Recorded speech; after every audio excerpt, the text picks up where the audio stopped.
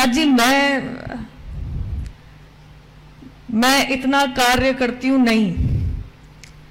ये धर्म इकलौता मेरा नहीं है, ये सब हम सभी का है, और इसकी रक्षा केवल मैं करूं, ये उद्देश्य भी मेरे हिसाब से इस लायक शायद मुझे भगवान ने समझा भी नहीं है।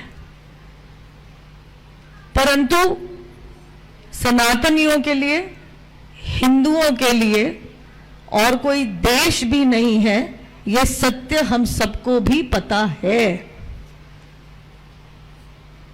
जब ऊंचे पदों पे बैठे लोग कह देते हैं हिंदू हिंसक हैं,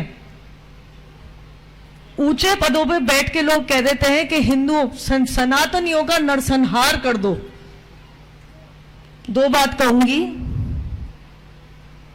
जो मैंने देखा है पिछले 2 साल में, सनातनियों का नरसंहार करने की कोशिश की गई, क्योंकि शायद व्हाट्सएप पे, फेसबुक पे कुछ लिख दिया और कुछ ऐसा उल्टा सीधा नहीं लिखा। और अगर हिंदू हिंसक होता तो एक हिंदू सनातनी बेटी को इस सुरक्षा घेरे में अपने ही देश में अपनी आजादी गंवा के रहने की नौबत नहीं आती।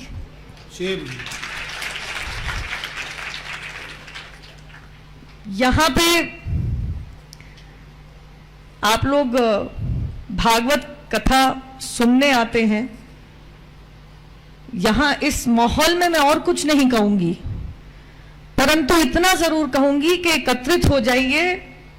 महाराज जी बिल्कुल सही कह रहे हैं, किसी और घर की बेटी तो दूर की बात है, किसी और घर के किसी सदस्य को भी वो ना देखना पड़े जो मैंने देख लिया।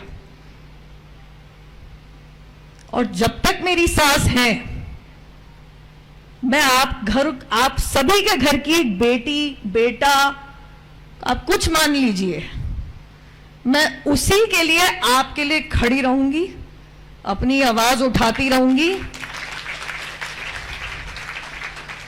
तुम कहो तो वाह वाह, मैं सत्य भी कह दूं तो सर तन से जुदा, ये मेरे देश में नहीं चलेगा। मेरा देश भारतीय संविधान से चलेगा, किसी मजहबी कानून या शरिया से नहीं।